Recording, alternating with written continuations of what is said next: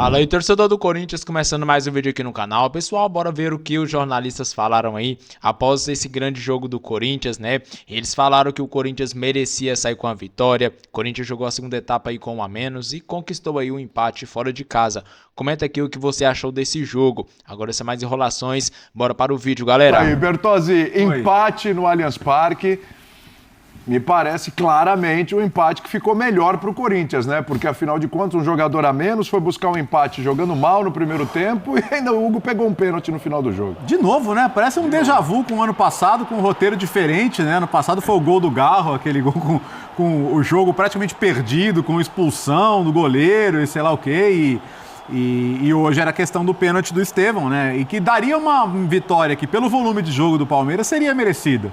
Mas o Corinthians resistiu e teve o seu goleiro como um grande protagonista, o Hugo Souza, que vai cada vez mais caindo já tinha caído, desde aquele jogo do Bragantino, já tinha caído nas graças do torcedor. Pegando pênalti, mas cada vez mais vai se consolidando ali como um ídolo em potencial pelo que ele tem feito pelo Corinthians. Porque acho que sem o seu goleiro hoje, dificilmente o Corinthians teria saído com esse ponto do Allianz Parque, mais um jogo desse campeonato que atrasou em função da chuva, né? Foi meia hora de atraso aí, dá pra ver no gramado as marcas aí da forte chuva cair em São Paulo nesta noite, mas é muito frustrante para o Palmeiras não ter vencido, porque foi o melhor time no primeiro tempo.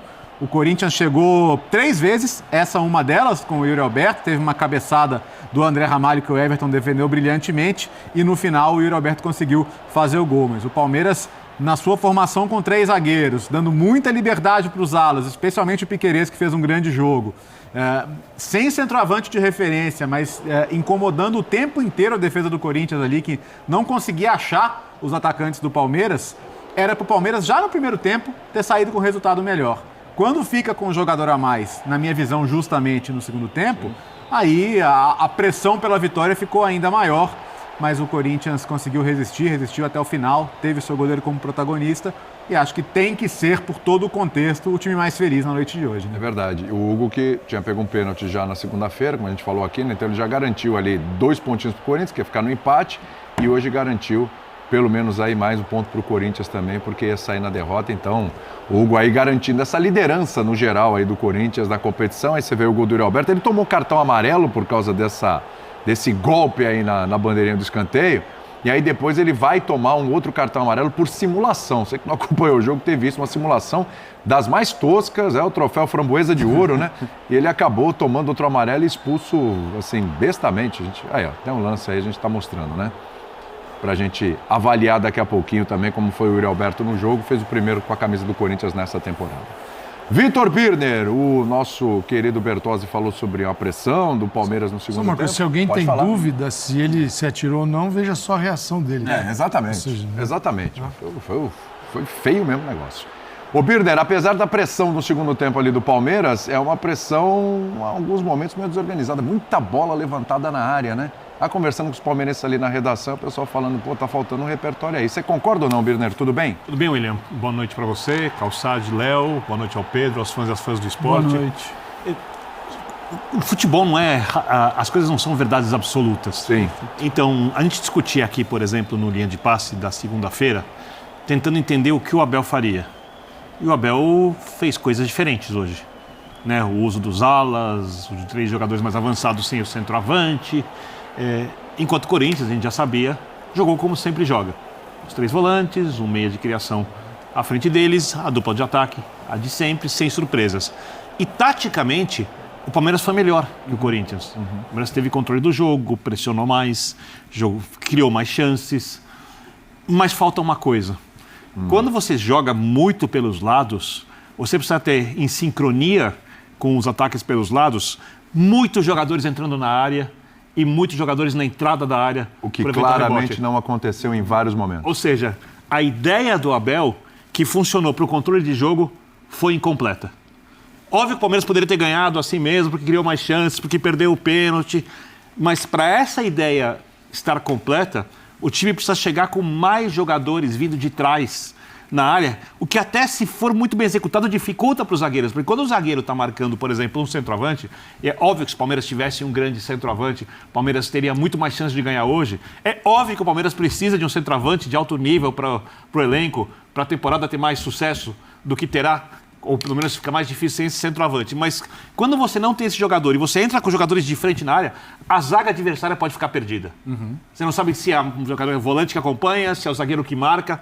E esse último movimento, claramente o Palmeiras não conseguiu fazer. Se o Abel treinou e apareceu no treino, não sei porque eu não vejo o treino. Se os jogadores não entenderam, não sei. Eu acho que o Abel pediu. Mas o time não fez e eu acho que esse foi um dos aspectos do Palmeiras não ter vencido o jogo de hoje. Muito bem. Pode falar até, Pedro. Eu te dar boa noite. Eu vi que você já emendou aí, já quer falar. Não, é que eu tô concordando com a leitura do Vitor. Boa noite você, Vitor.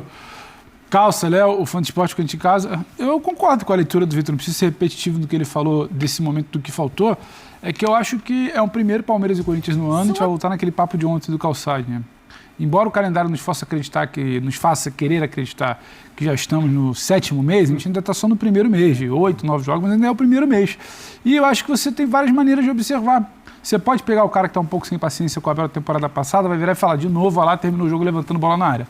Você pode olhar para o cara que talvez não tenha tanto ranço do Abel e queira observar de um outro jeito, virar e falar, ele testou uma formação mais móvel no fim de semana, hoje mantém a formação móvel, entra com naves, protege, mas faltou assim talvez no segundo tempo. Mas no primeiro tempo, que era essa coisa de arrastar e confundir, eu acho que o Palmeiras confunde muito bem a marcação do Corinthians. Os zagueiros do Corinthians não sabem quem pegam no primeiro tempo. O Maurício e o Estevão se mexem tanto que tem sempre um puxando para o meio e gerando uma superioridade na formação que o Corinthians escolheu. Tem 3 caras do Corinthians ali, às vezes tem 4 do Palmeiras, às vezes tem 5. E o Facundo consegue jogar hora com o Piquerez, do outro lado joga-se ali o Estevão com o Mike. Então, em algum momento do primeiro tempo, isso funcionou. Dinâmicas que foram testadas pela primeira vez na temporada funcionaram. Outras dinâmicas que também foram testadas não funcionaram. Faltou matar no primeiro tempo.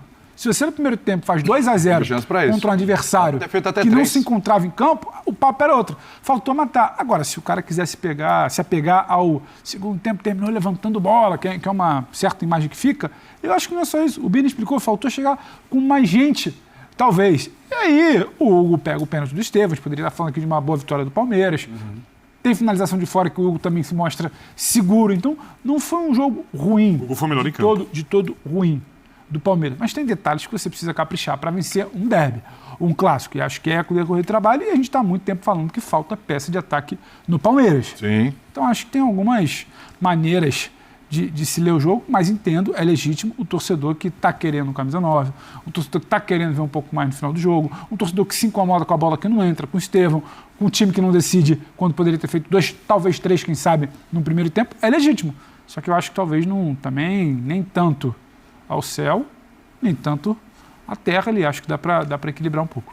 Calçado, a gente está analisando aqui, olhando muito o lado do Palmeiras, porque a gente olhando o primeiro tempo, não parecia que ia sair o gol do Corinthians, nada dava indício que ia sair um gol do Corinthians, e de repente o Corinthians vai lá, é o famoso achou o gol. Né? No segundo tempo, tudo levava a crer que ia sair um gol do Palmeiras, o Palmeiras teve chance e tal, o Corinthians com um jogador a menos, o Corinthians também não consegue de alguma forma agredir o Palmeiras, então o Corinthians parecia feliz com o empate e assim foi até o final, até o goleiro Hugo pegar o pênalti.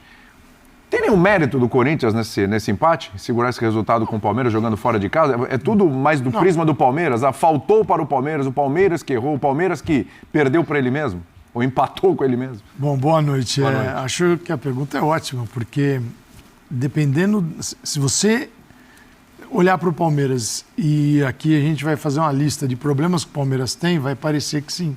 Que ele, se ele fosse diferente, teria ganhado do Corinthians. Diferente, digo, é ter um centroavante. Na hora que você pega a movimentação do Facundo Torres, do Maurício e do Estevão, você tem um arco assim. Eles não têm a área. Então, o time trabalhando muito fora da área, estando de fora da área também. O que eu vejo, acho que o Abel foi bem dentro do que ele tem para jogar, para explicar o Corinthians, que ele olha, o Corinthians ele sabe como ia jogar. Se o Corinthians, ninguém tinha dúvida. O Palmeiras, por característica do Abel, mas por ainda não ter um centroavante, permite ao Abel tentar encontrar fórmulas. E ele fez e tentou fazer isso no Clássico.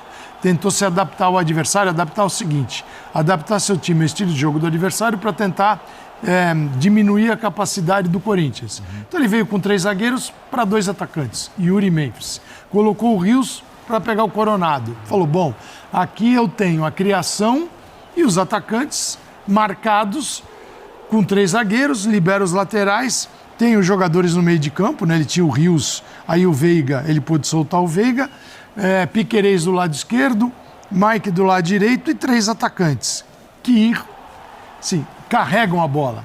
No caso do Estevão é o cara que tenta romper com drible, com marcação. Maurício, um cara de muita velocidade. E para mim ficava claro, assim, até pelo gol, que qual era o objetivo dele? Jogar com velocidade nas costas da defesa do Corinthians, aproveitar o espaço. Tanto que veio o lançamento do Piquerez, uma bola linda, para o Maurício fazer o gol, pegando o Corinthians nessa situação. E não está errado o Corinthians. A defesa estava onde devia estar. O jogo é isso. É exatamente assim. Então o Palmeiras pensou, poxa, vou usar velocidade aqui, vou neutralizar o que o Corinthians tem de melhor. Por quê? Do lado esquerdo, para bater com o Estevão, tinha o Hugo, que não é um lateral ofensivo. Aí começam os problemas do Corinthians. Não é um lateral ofensivo. O estilo do Corinthians jogar hoje precisa de laterais que ocupem as beiradas, porque ele não tem velocidade pelo lado. Não é. O Yuri eventualmente pode ocupar uma jogada pelo lado, o Memphis, mas eles estão centralizados. Então, quem é que faz a beirada? Os laterais. Na esquerda não tem, e o da direita tá assim, calma, que também não é o dia de eu me mandar. O Mateuzinho pensando, eu vou ficar num 6-6 ali. Então o Corinthians perdeu os lados, estava preso pelo Palmeiras, os seus atacantes, e o Memphis e o Coronado. Pô, tava bom pro Palmeiras. Só faltava o quê? A área. E ele consegue fazer o gol. O Corinthians sobrevive, porque parecia até um pouco o clássico do Morumbi. Várias oportunidades perdidas no primeiro tempo, só que o São Paulo ganhou o jogo depois. E o Palmeiras não conseguiu. E aí, cara, tem o Yuri Alberto cometeu assim. O Yuri Alberto é um menino legal. Só que ele fez uma grande bobagem, chutar a bandeira, cara, do adversário. Fora, isso é loucura. Isso já deu problema com o Corinthians mesmo. E tem precedente, né? Então não é que não sabia. É algo que o Corinthians já reclamou do Luciano no jogo de São Paulo. Então, não faça isso. Não faça isso, cara. Ele fez, levou amarelo, justamente. Eu achei o segundo ainda pior, você depois acredita? Depois ele tenta cavar uma falta que, o Klaus viu muito bem na primeira. Nós vamos ter esse lance separado depois, né? Tem. Vou opinar depois sobre isso. E botou ele pra fora, cara. Eu acho que, assim, a expulsão foi justa, aí o Corinthians só restava se defender e ainda o Hugo Souza fez isso aí que a gente tá vendo. Antes de entrar nas individualidades, só para saber as ideias de jogo, o Corinthians joga num 4-3-1-2, tá? Eu pessoalmente não gosto muito dessa ideia de jogo, mas ela funciona muito bem pro Corinthians, então eu não a questiono. Né? Eu lembro quando o Flamengo ganhou a Libertadores num 4-3-1-2, aí pro Gabigol jogar na frente com o Pedro. A gente falava, o time fica com espaço pelos lados, né? E aí pode ser pressionado. O Palmeiras ganhou o jogo territorialmente pelos lados antes do jogo começar.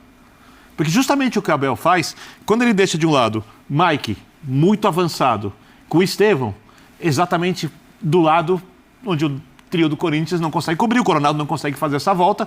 Você não vai pedir para o Memphis fazer isso de um lado e o Yuri Alberto do outro também não faz. Não vai rolar. E a mesma coisa do outro lado com Piquerez e Facundo. E ainda o Maurício circulando, como disse o Calçade, para trabalhar na área. Ou seja, os lados do campo, havia a maioria dos jogadores do Palmeiras, como havia a maioria na briga contra os atacantes, com os 3 zagueiros.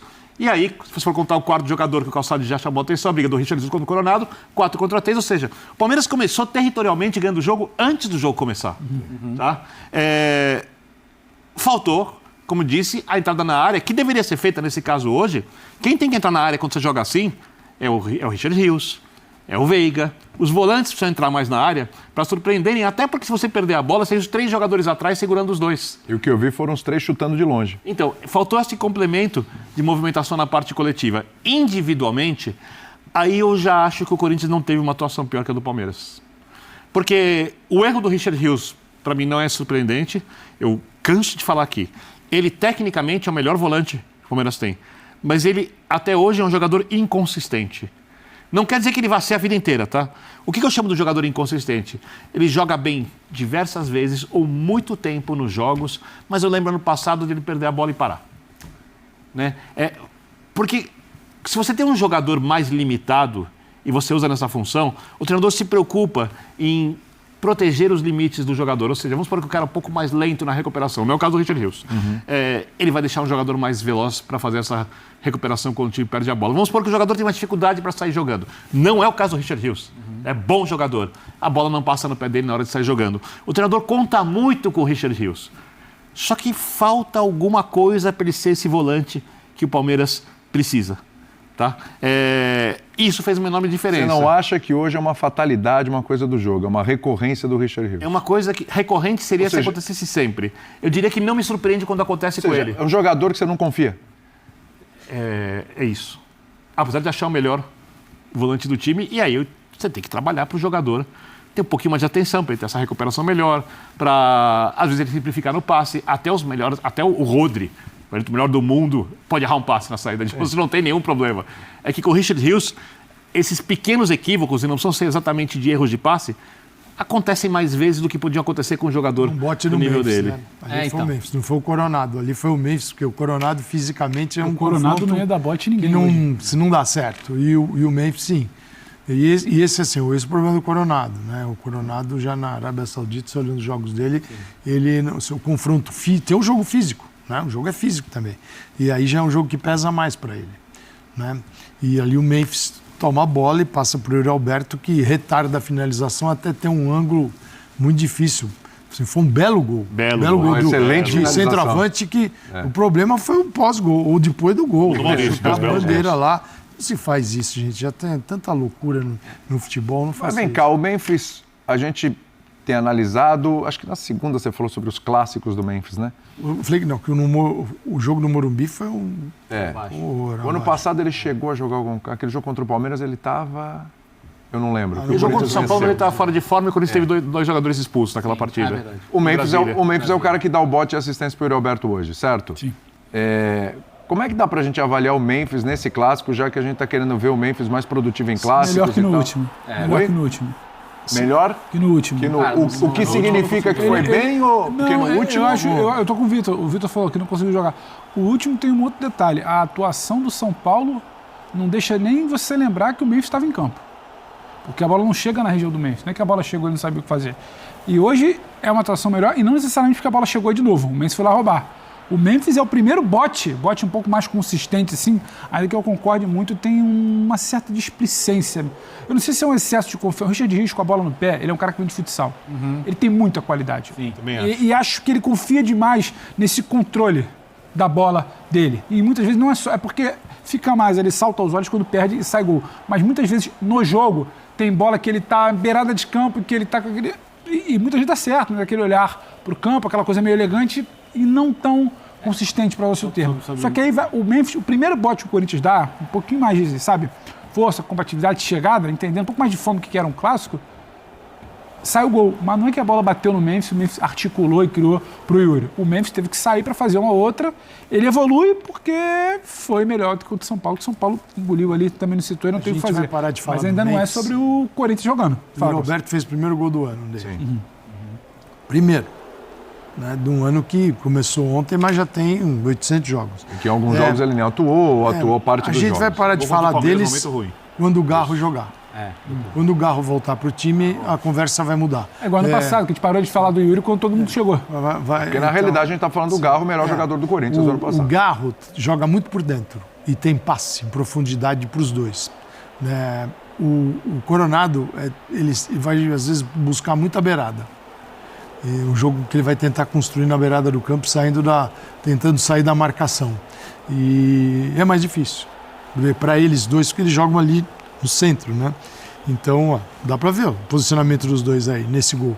Então, assim, com o Garro vai mudar. Então, vai melhorar o rendimento do Memphis, deles também. E outra, cara, a gente está falando aqui de um clássico, o Corinthians já jogou 2, perdeu um, empatou outro.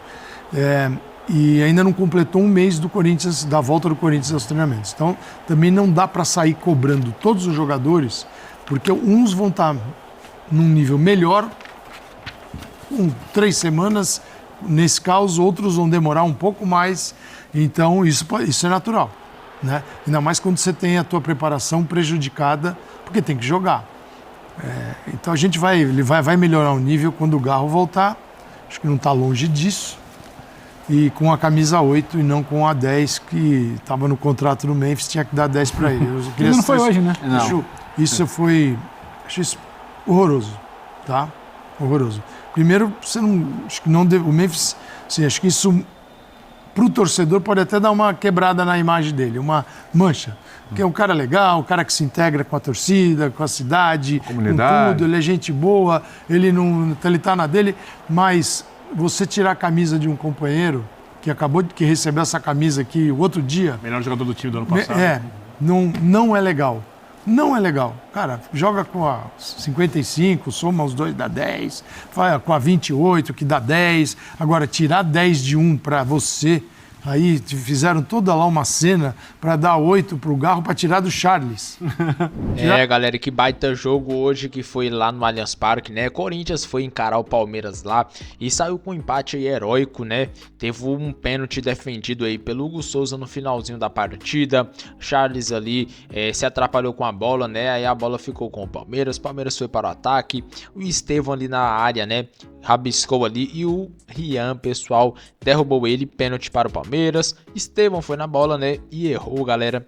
Chutou no lado esquerdo dele e no lado direito do Hugo Souza. E aí o Hugo segurou, né, garantiu o empate para o Corinthians. Jogo muito corrido aí no segundo tempo. O Corinthians perdeu o Yuri Alberto logo no comecinho da segunda etapa ali, e aí ficou o segundo tempo praticamente inteiro com um jogador a menos, né? O Corinthians sofreu muita pressão, como vocês estão vendo aqui, mas conseguiu sair com empate e agora continua, né, em primeiro na classificação geral. Deixa eu conferir aqui com vocês como ficou a classificação, pelo menos até o momento, né, galera? Vamos lá. Classificação geral. Olha lá, o Corinthians está em primeiro com 19 pontos. São Bernardo em segundo com 16. E aí tá os outros times, né? Atrás, Palmeiras ali com 12, São Paulo com 13, Mirassol com 15. E aí o Corinthians continua em primeiro, líder geral, né? Tem um melhor aproveitamento até o momento. Lembrando que o São Bernardo e o Mirassol aqui tem um jogo a menos, né? Eles estão colados ali no Corinthians.